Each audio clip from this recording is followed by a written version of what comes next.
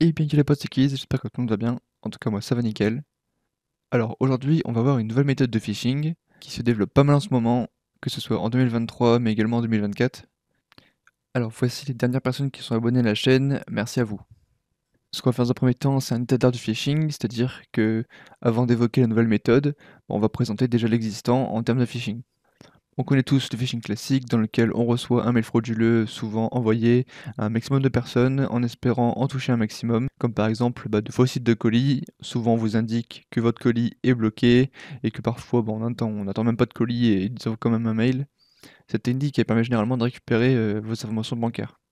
Donc on vous demande justement de payer une sorte de taxe parce que le colis est bloqué, du coup on vous vole vos informations bancaires. Autre technique du phishing par hameçonnage, ici on parle de spear phishing, donc phishing ciblé. Ici la cible c'est plutôt des boîtes aux lettres professionnelles. L'attaquant il va récupérer un maximum d'informations sur la personne pour pouvoir lui faire un mail personnalisé, afin de le mettre en confiance et de lui faire faire une erreur. Comme par exemple cliquer sur un lien ou une piège malveillante. Il existe également le smishing, donc le phishing par SMS. Donc le smishing, ici, on va recevoir des SMS frauduleux. La plupart du temps, ça passe par des liens malveillants qui sont pour la plupart du temps réécrits afin de ne pas pouvoir voir sur quel site on est redirigé. Ou alors l'attaquant parfois souscrit à des noms de domaine qui se rapprochent un maximum du nom de domaine réel. Donc par exemple, le nom de domaine Netflix c'est netflix.com et là il aura un site qui s'appelle netflix-achat.com. Ça, c'est un exemple de nom de domaine qui pourrait justement tromper les utilisateurs. Il existe également le phishing par la voix, ce qu'on appelle le vishing. Ce type d'attaque, c'est quand même assez rare. Ici, l'attaquant il utilise l'appel téléphonique pour se faire passer pour des organisations légitimes afin de pouvoir collecter des informations sensibles. Et on peut évoquer également le phishing sur les réseaux sociaux.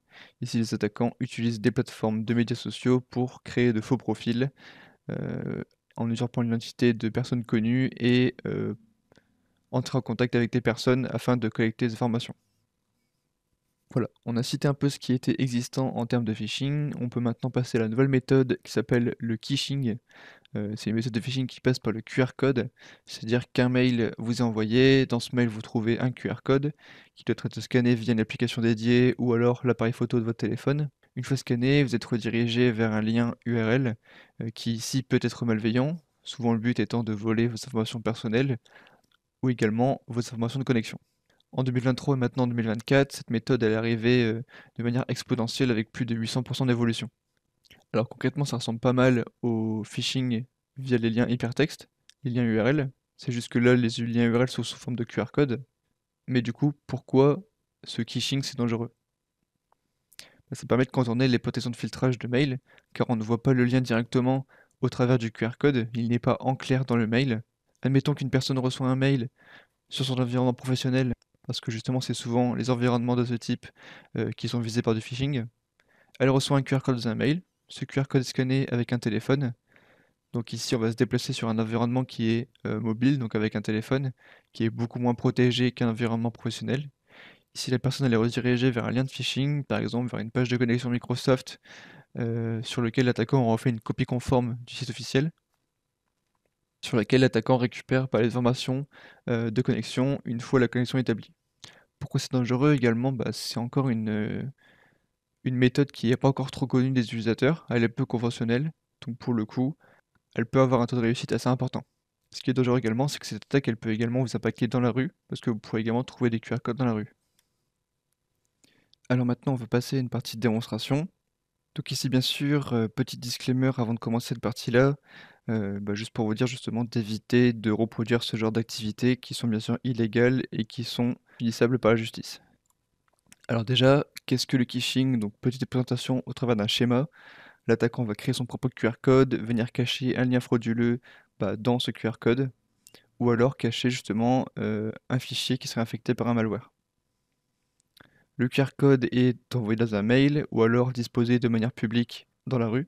La victime scanne le QR code et télécharge un fichier malveillant ou entre ses identifiants. L'attaquant récupère un accès sur la victime ou alors récupère ses identifiants. Donc voilà un peu concrètement au travers d'un schéma comment se passe une attaque de phishing. Ensuite, on va voir différents exemples d'emails qui pourraient être utilisés.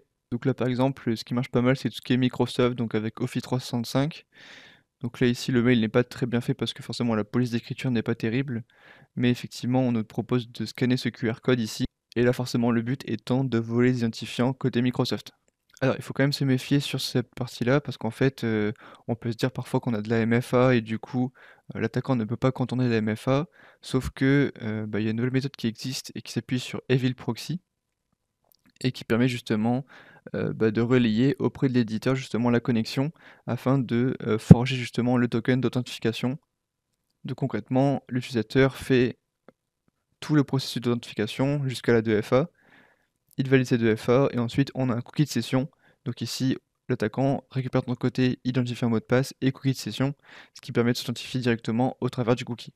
Donc la MFA n'est pas un facteur qui est à prendre en compte en termes de protection, parce que l'attaquant peut justement le contourner. Autre exemple avec NJ, donc là les mails ne sont pas en français pour le coup, et donc là pareil, on a un petit logo en haut pour donner un peu de confiance, et après on met le QR code ici directement dans le mail. Donc là peut-être une facture à payer, etc. Souvent on nous indique voilà, ça sera plus rapide par le lien, donc n'hésitez pas à scanner le QR code directement sur votre téléphone. Donc voilà. Également, autre exemple sur la partie Microsoft, ils peuvent également insérer des logos en plein milieu du QR code, ce qui peut donner également un signe de confiance. Donc là, souvent, on utilise le terme d'urgence, hein, attention, vos accès arrivent à expiration, il y a une action qui est requise de votre côté, ça expire dans très peu de jours, donc il faut se dépêcher, etc.